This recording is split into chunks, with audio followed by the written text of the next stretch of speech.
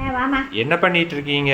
இந்த பாருமா, இந்த சுவாமி படத்துக்கெல்லாம் சிவனுக்கு பாரு சந்தன தேய்ச்சி விட்டுருக்கேன். இப்போ இவர் நம்ம வீட்டில் ரொம்ப நாளாக இருக்காரு இல்லையாம்மா? ஆமாம்மா. இப்போ இவரோட நெத்தியில பாருங்க அடிபட்டிருக்கே. இந்த மாதிரியானவங்களையும் நம்ம வச்சு கும்பிடலாமா? கும்பிடலாம். நம்ம மைசூருக்கு போகிற வழியில் நஞ்சன்கூடு இருக்குல்ல, அந்த நஞ்சுண்டேஸ்வரருக்கு இந்த மாதிரி தழும்பு இருக்கும். அதாவது பரசுராமரோட கோடாரி பட்டு. ஆமாம். அப்போ அவரையும் நம்ம வணங்குறோம்ல, அதே மாதிரி வீட்லேயும் ஒரு சின்ன சொச்சம் ஆனாலும் நாம் கும்பிடலாம். அதில் ஒன்றும் தப்பு கிடையாது. நான் அப்படி நினச்சி தான் கும்பிட்டுட்டு இருக்கேன்.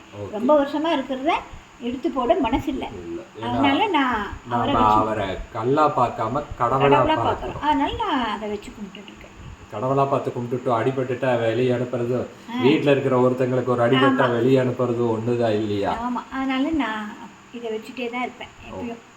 அதனால அதை ஏன்னா கோயிலில் இருக்கும்போதே அப்போ என்ன நமக்கும் சொல்கிறாங்க இன்டைரக்டா, அதாவது இப்படிப்பட்ட விக்கிரகங்களையும் சிலைகளையும் கூட நம்ம வச்சு கும்பிடலாம்ங்கிறதுனால அது அவங்கவுங்க மனசை பொறுத்து இப்போ நமக்கு இப்படி இல்லை நல்லதேங்கும் போது நம்ம இதை பண்ணிக்கலாம் நாம தாராளமாக. ஓகேம்மா. சந்தன காப்பு போட்டுருக்கோம்.